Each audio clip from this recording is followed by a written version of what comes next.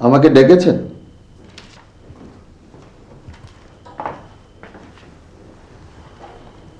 ফারুক সাহেব কতদিন হলো আমাদের বড় সাহেবের সঙ্গে আছেন?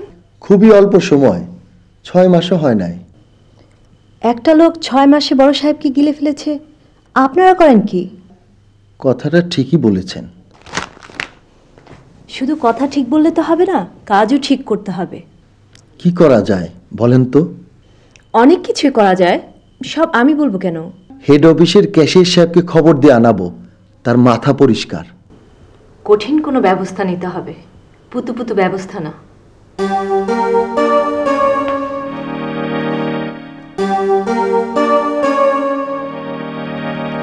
হ্যাঁ সুলেমান সাহেব, হ্যাঁ মিজান, হ্যাঁ যেটা বলছিলাম।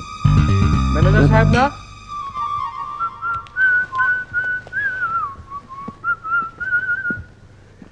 এত রাতে কার সাথে কথা বলছেন? মানে ওই আরে আমতা আমতা করছেন কেন? কথা বলুন। Night is for talking. এত রাত্রে আপনি বাইরে কি করছেন? বাইরে বাইরে হাঁটাহাঁটি করছি। আমার ইনসোমনিয়া আছে, রাতে ঘুম হয় না। টোক টোক টোক।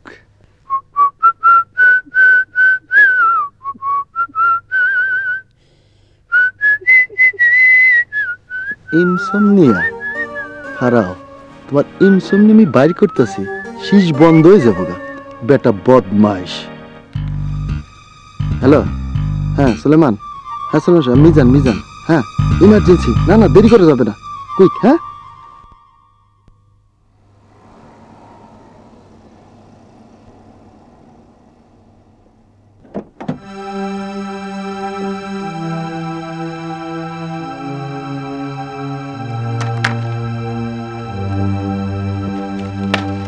আপনার পরিচয়?